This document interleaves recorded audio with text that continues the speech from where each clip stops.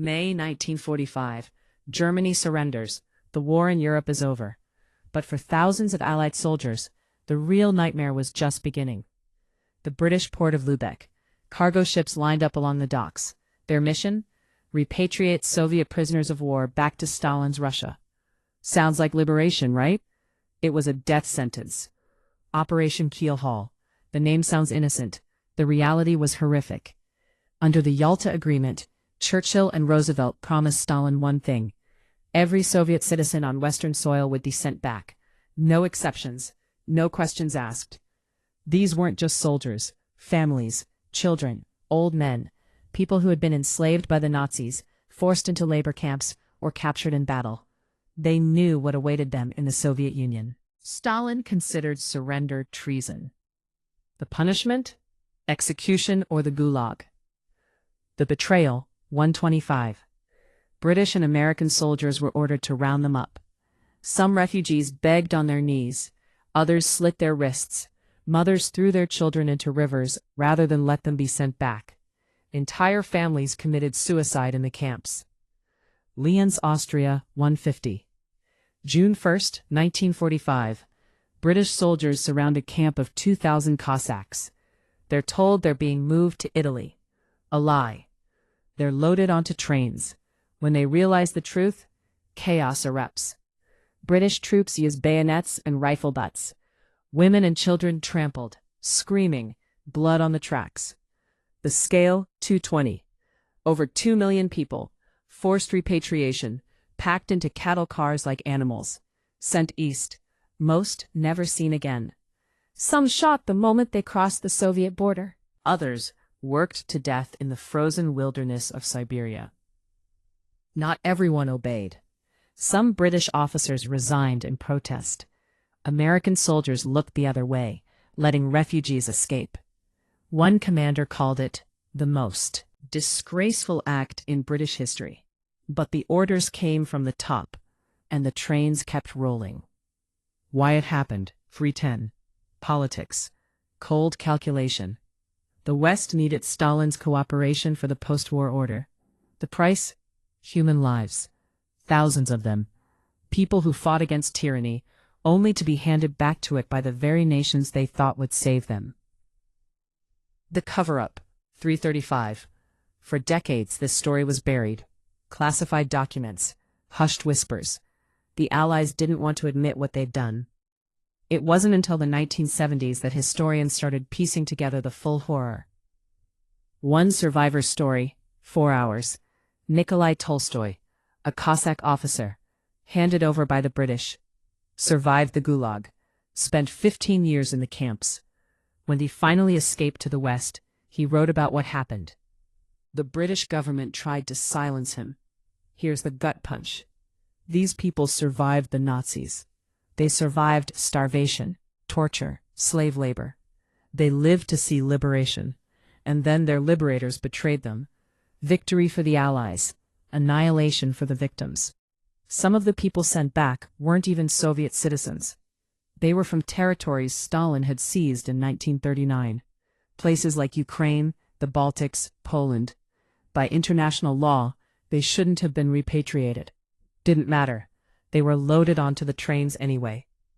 At the camps, refugees tried everything. Forged documents, claimed different nationalities. Some tried to prove they were born outside Soviet territory. British officers had their orders. If you spoke Russian, you went east. The breaking point, 550. Fort Dix, New Jersey.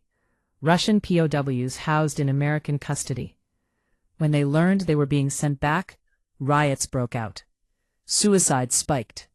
One man doused himself in gasoline and lit a match. American soldiers watched in horror.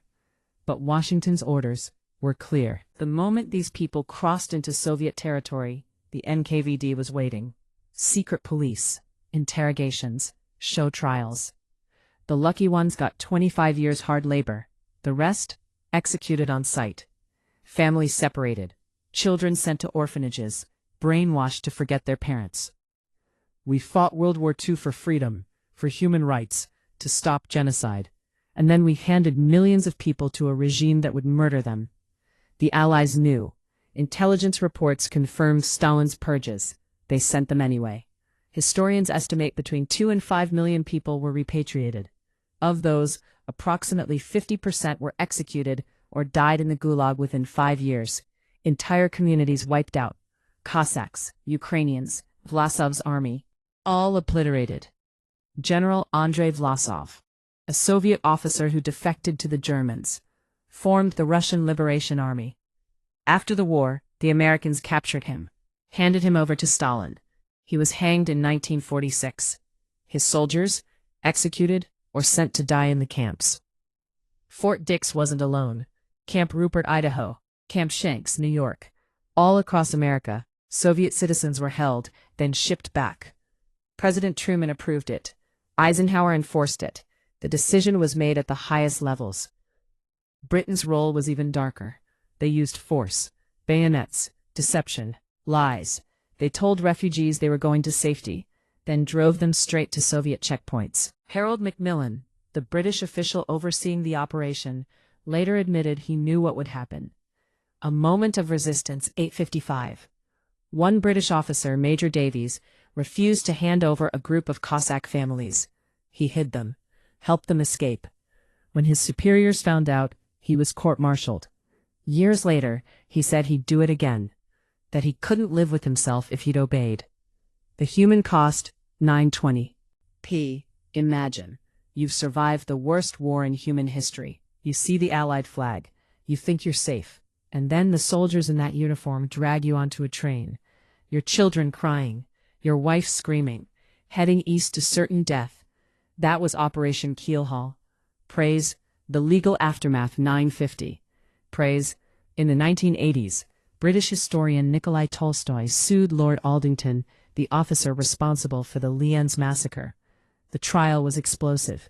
Evidence of war crimes, forged orders, cover-ups. Tolstoy lost the case, but the truth was out. Praise. Why it matters today, 1015. This isn't just history, it's a warning about what happens when governments prioritize politics over human lives, when orders are followed without question, when the powerful sacrifice the vulnerable for convenience. Operation Keelhaul was part of a larger pattern.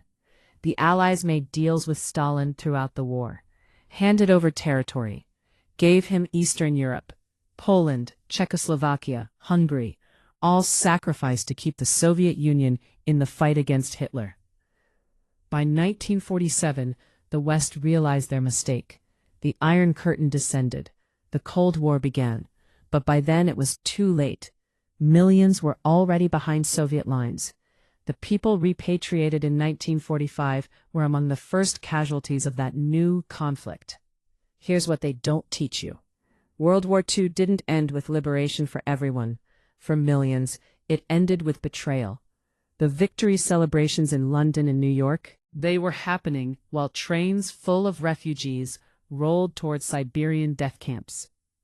The soldiers who remember, 1155. Veterans who participated in the forced repatriations rarely spoke about it. When they did, the pain was obvious.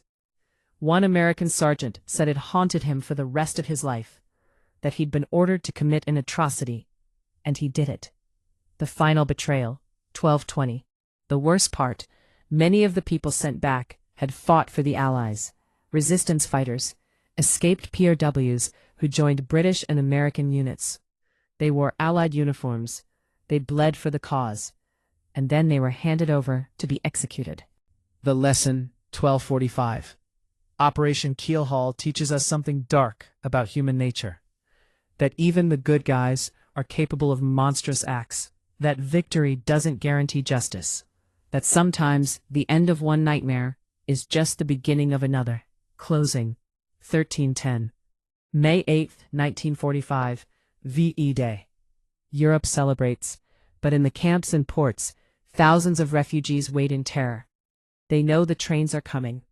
They know where they're going. For them, the war isn't over. It's just changing forms. From Nazi camps to Soviet gulags, from one hell to another. Victory? Not for everyone. Final hook. 1340. This is the story they didn't want you to know. The dark side of the greatest generation, the price of peace, when victory turned into total disaster.